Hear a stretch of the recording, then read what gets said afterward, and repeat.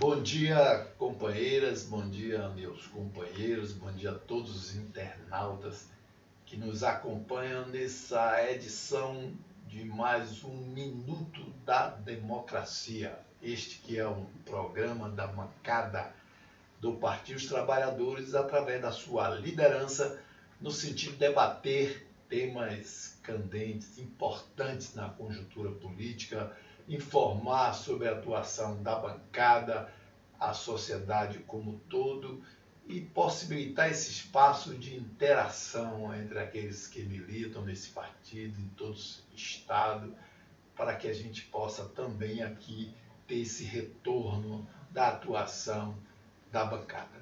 E hoje aqui nós vamos discutir um tema muito importante, que é sobre um dos maiores militantes desse partido, um dos melhores quadros que teve uma morte precoce num acidente de ônibus, que foi no ano 2000, lá vão 19 anos, sem Paulo Jackson. Paulo Jackson é a cara do Partido dos Trabalhadores. Eu que tive a oportunidade de conviver com ele desde o Sindicato dos Engenheiros, ali nós éramos da direção, e depois Paulo saiu para criar o Sindai, né? E esse sindicato, uma potência hoje, né, que foi criado com muito esforço e militância dessa personalidade política extremamente combativa, né, um lutador da cidadania. E a luta do Sindai ali no seu início teve ali uma bandeira das mais importantes para o povo brasileiro, o povo da Bahia, que foi justamente a luta contra a privatização da água, que mais uma vez está na ordem do dia, sendo discutido no Congresso Nacional, e que se fala grandes mentiras, que vai se universalizar o serviço de água e o serviço de esgotamento sanitário pela iniciativa privada. E Paulo Jackson foi um grande combatente contra essa mentira que hoje tentam implantar a qualquer custo nesse desmonte das políticas, né, e principalmente aquelas políticas voltadas para os mais pobres. E hoje nós convidamos aqui o nosso companheiro Walter Silva, que é o diretor, né, do Centro de Memória da Fundação Pedro Calmon, ele que tem essa tarefa tão importante. E na história dele, ele está nessa fundação desde que era estagiário, né? Então, ali até hoje como diretor do Centro de Memória, que cuida da memória do nosso Estado, né? Isso é tão importante, conhecer a memória, conhecer a nossa história. E nós vamos ter na quarta-feira, que é o dia 9, às 18 horas, lá na Fundação Pedro Calmon, uma iniciativa da família de Paulo Jackson, que vai entregar todo o seu acervo, aquele, né, ali arquivado, né, que foi juntado, acumulado ali da sua história, né, por ele, por sua família, representando documentos, fotos, né, artigos, todo esse material para que agora seja conhecido de todo o povo da Bahia, e não teria um lugar melhor como o Centro de Memória do Estado. Então aqui está Walter Silva, o seu diretor, muito obrigado por estar aqui, e gostaria que você já falasse um pouco dessa iniciativa em particular e do que significa a importância do Centro de Memória da Fundação Pedro Calmon. Agradecer ao convite para estar aqui no Minuto da Democracia, dizer da importância dessa atividade que a gente vai fazer na próxima quarta-feira, dia 9, às 18 horas, porque são através de ações e atividades como essa que a gente consegue também sensibilizar a comunidade, detentores de acervos, que passam a nos conhecer conhecer o nosso trabalho e também poder doar esses acervos, porque o grande objetivo nosso, de fato, é poder contribuir para a preservação da história e da memória da Bahia. O acervo Paulo Jackson, ele é fantástico em todos os sentidos. Primeiro porque ele é um acervo da contemporaneidade. Esse período para a história é muito pouco ainda abordado. Lá no Centro de Memória não temos o acervo Paulo Jackson, talvez seja o acervo mais contemporâneo, que irá fazer parte dos fundos lá salvaguardados pelo Centro de Memória. E dizer que todo esse processo até a efetiva doação, que irá se efetivar na próxima quarta-feira, ele foi sendo construído num processo muito especial também. Primeiro porque, ao invés de partir da nossa sensibilização junto à família, a família nos procurou. Então, juntamente com a Associação Paulo Jackson, totalmente cientes da importância de se preservar esse legado documental que se reflete, que expressa, né, as atividades, as ações, a trajetória de vida, de militância, de embates de Paulo Jackson, e poder tornar, através desse ato de doação, poder tornar essa documentação acessível.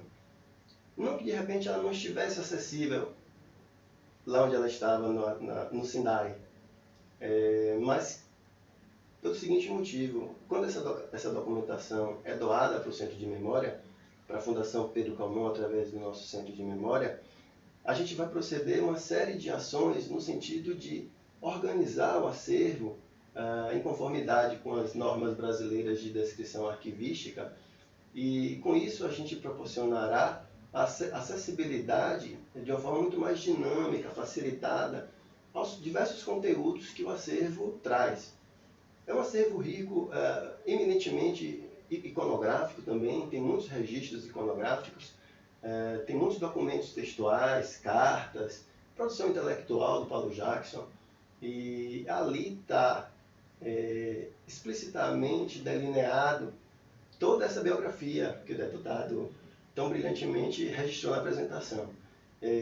Então, entender esses processos, essa dinâmica pela luta por melhor qualidade de água e saneamento básico do Estado, é sine qua non passar por esse acervo Paulo Jackson, pela biografia Paulo Jackson. Então, a Fundação Pedro Calmon está extremamente contente com esse ato, com esse proativismo da família e da associação, porque é importante registrar também, deputado, que no geral, geralmente esse processo de doação, ele não leva menos de que 3, 4 anos. Tem acervos que já tem 5 anos com a gente ainda está nas tratativas, porque é um processo demorado. O que eu costumo dizer, esse desapego dessa documentação, é um processo de ruptura da família também, porque, no geral, a família tem ali naquele acervo ainda a presença, a presença afetiva, né, do seu familiar. Então, esse processo de se desapegar desse acervo é um processo demorado.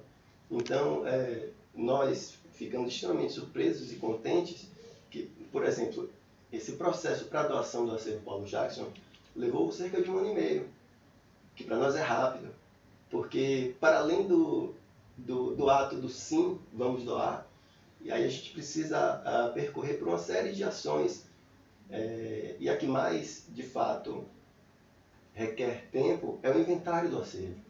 Então, nós visitamos o Sindai semanalmente, constantemente durante esse 1 ano e meio, inventariando todo o acervo Paulo Jackson. O acervo ele conta com cerca de 5.500 documentos, 5.523 documentos, mais precisamente. Então, nós olhamos, nós lemos todos esses documentos, arrolamos um inventário extremamente detalhado do que iremos receber, ou melhor, já recebemos, né? Porque o acervo já está conosco. E isso é muito, muito próximo aos familiares, principalmente a senhora Zoraide, que estava muito presente nesse processo, e para nós estamos extremamente contentes mesmo. mas sem dúvida nenhuma o acesso desse acervo, e principalmente que vai dar conhecimento à sociedade, não é? Aqueles que viam falar, mas que agora podem ver com mais detalhe, principalmente a importância de que as diversas gerações de militantes do Partido dos Trabalhadores, principalmente, que não se resume a isso, mas todo militante político possa acessar e conhecer, né, o que foi o militante político Paulo Jackson, o que foi o deputado Paulo Jackson, que atuou numa das épocas mais duras aqui, com a hegemonia quase que total do carlismo na Bahia, e ele fazia uma oposição, né, muito corajosa, muito combativa, né? A sua memória está viva aqui nos funcionários dessa casa. É muito difícil a gente ver algum ato mais corajoso na tribuna, ali no parlamento,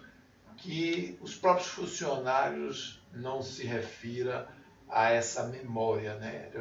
Parece Paulo Jackson, né?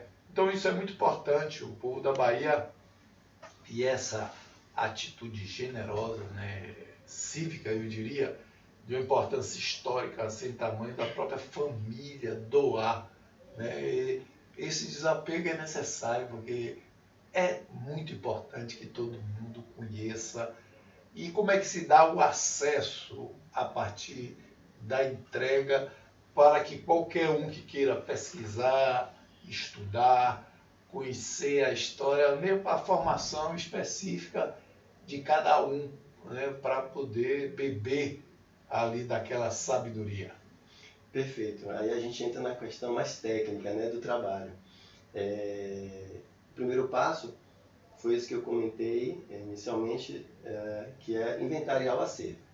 Uma vez o acervo inventariado, ele já veio já faz parte das nossas coleções, o acervo Paulo Jackson. O próximo passo aí é a leitura com o objetivo de descrever cada item documental. Então, cada documento, cada foto, cada registro, ele vai ser preenchido. A gente vai produzir uma ficha de descrição para cada item documental. Então, cerca de 5.500 itens, a gente tem já um tempo aí até que a gente possa conseguir dar conta disso tudo. Mas é importante frisar, deputado, que mesmo antes do fim dessa atividade, o acervo ele já está disponível à consulta. Então, uma vez oficializado, que é a atividade que a gente reitera, que é importante que todos que tenham a possibilidade compareçam, prestigiem, na próxima quarta-feira, às 18 horas, que é a solenidade da oficialização do acervo, propriamente. Uma vez isso acontecido, qualquer pesquisador, qualquer cidadão poderá ir ao Centro de Memória. Nós estamos localizados hoje no edifício Brasil Gás, acesso pela rua Avenida 7, edifício Brasil Gás, primeiro andar. Então, qualquer um que nos procurar, ele terá acesso a esse acervo. Contudo, esse trabalho de leitura, descrição de cada item documental, a partir disso, a gente vai poder organizar o acervo num instrumento que a arquivologia chama de arranjo funcional. O que é esse arranjo funcional?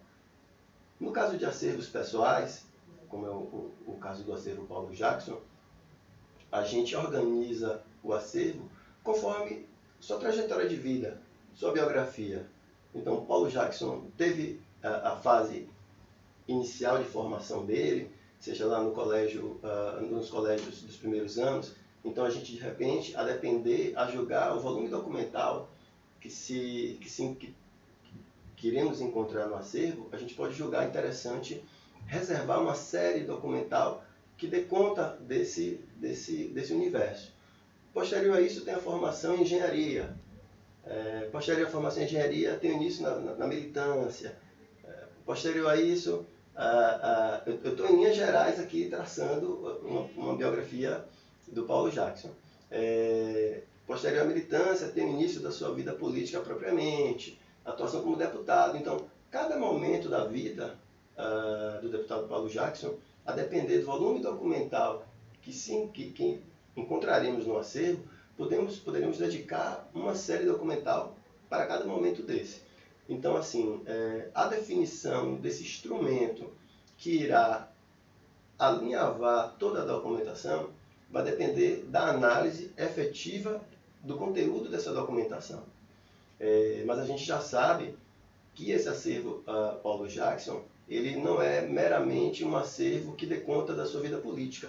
É mais do que isso, é para além disso. É um acervo que é possível traçar toda a biografia do ex-deputado Paulo Jackson. Nós encontramos lá documentos como, por exemplo, convites gerais, produções textuais, não só da militância, mas do período o período da sua formação enquanto engenheiro. Então é um documento é um acervo que possibilitará entender a pessoa Paulo Jackson, o sujeito Paulo Jackson. Como que se dá a análise de um acervo desse, por exemplo, propicia ao pesquisador a construção de um perfil não apenas executivo do ponto de vista da sua trajetória de vida, mas também do pensar. Como que se constrói essa ação de militância que tem um impacto muito significativo, e a atuação do Paulo Jackson é pautada por conta dessa atuação dele. Você entende, por exemplo, a partir da sua bibliografia pessoal, como se constrói o sujeito. Então, assim, os acervos pessoais, para a historiografia, por exemplo, têm um significado para além do exercício comum da vida rotineira, cotidiana do sujeito. A partir da análise de pequenos traços, pequenos itens documentais, é possível fazer reflexões que nos permitam, de fato, entender o sujeito, as circunstâncias, naquele contexto específico. O Paulo Jackson teve atuação no momento político no Estado de históricos embates entre oposição e situação. E tenho certeza que a análise das correspondências pessoais do deputado Paulo Jackson poderá conferir interpretações mais específicas acerca do que foi aquela cena. É muito comum a gente encontrar nos diversos acervos pessoais que nós temos lá o que a gente chama de informações de bastidor.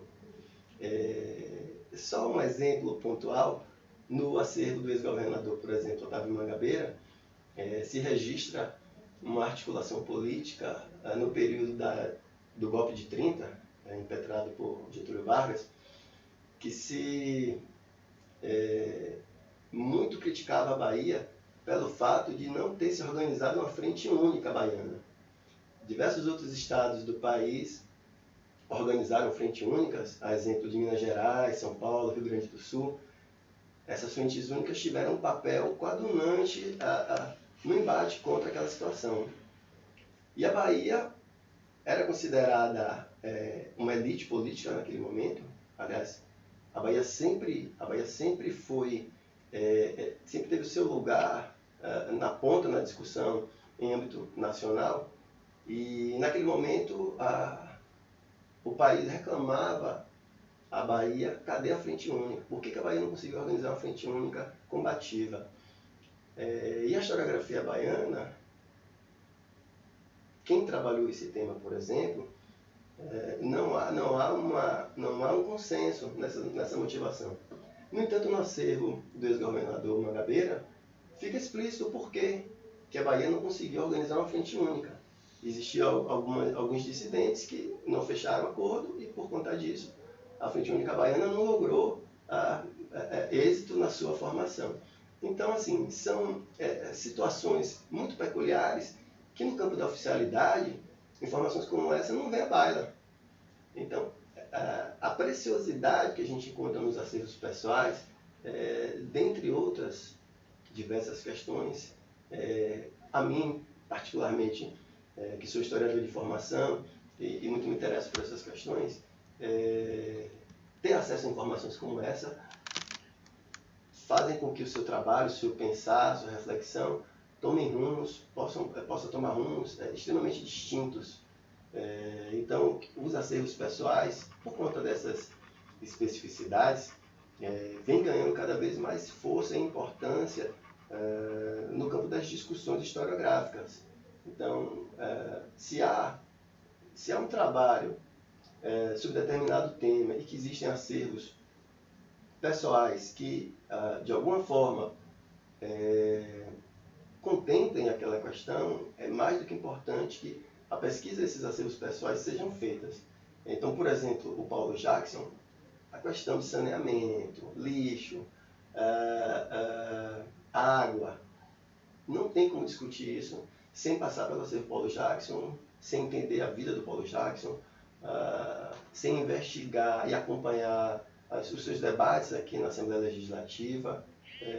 Então, é um pouco essa é um pouco a tônica da importância dos acervos pessoais.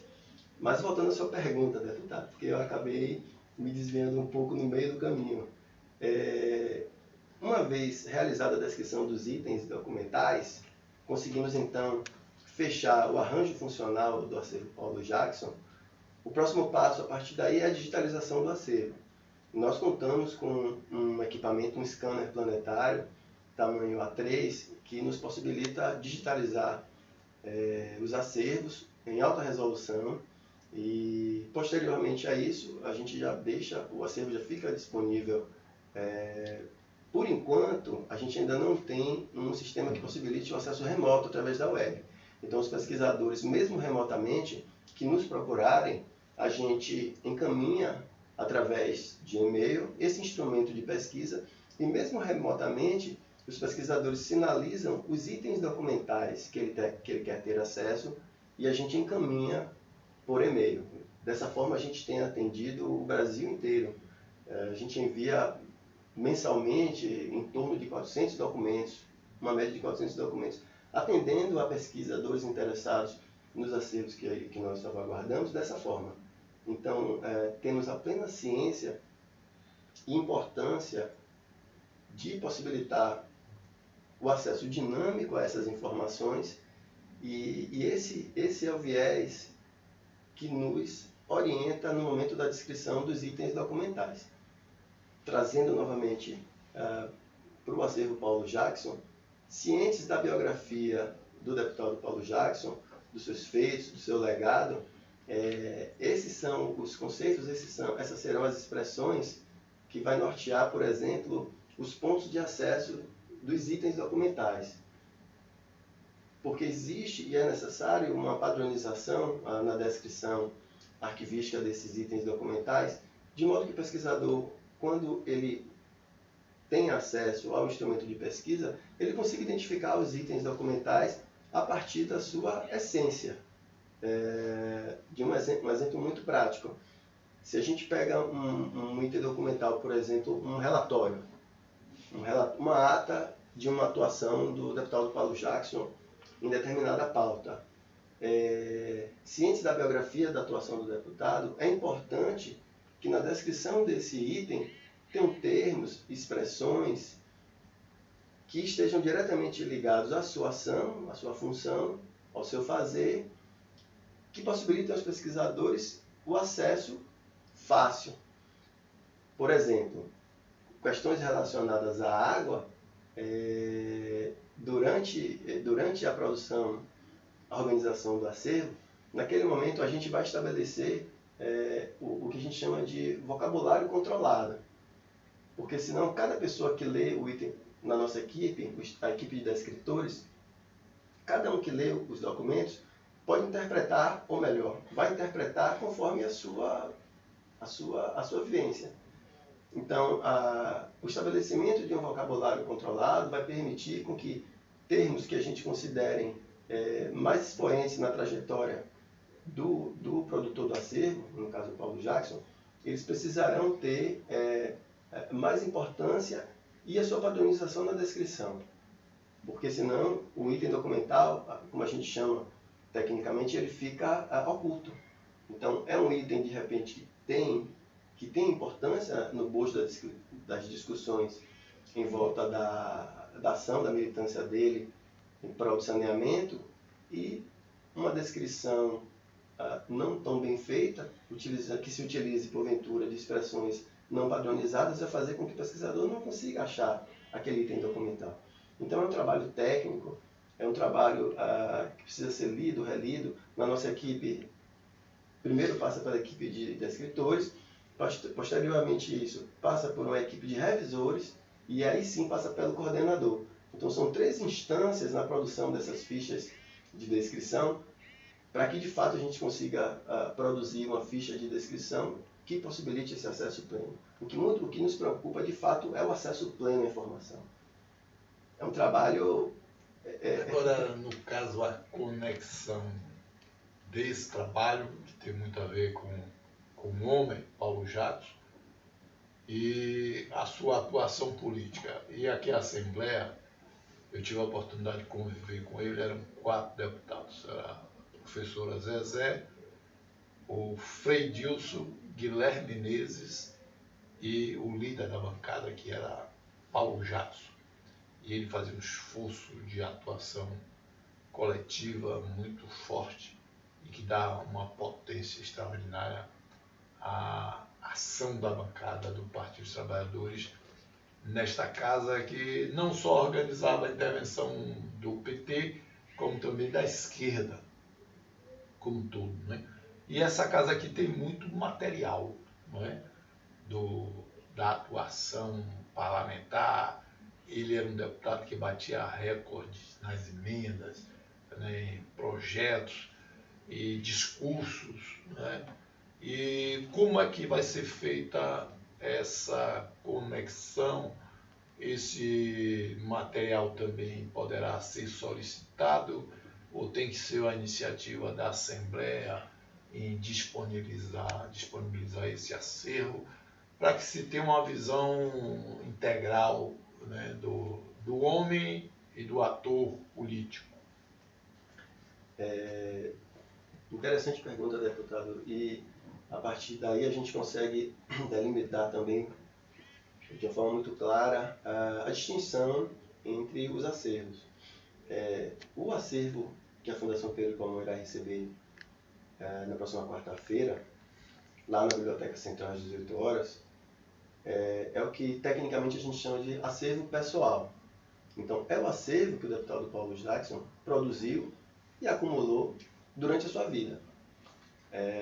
Então, por diversas questões, ele pode ter guardado esse documento, aquele documento ele não guardou, e tudo isso compõe um pouco o que eu já falei anteriormente, que é o perfil do produtor, do Paulo Jackson.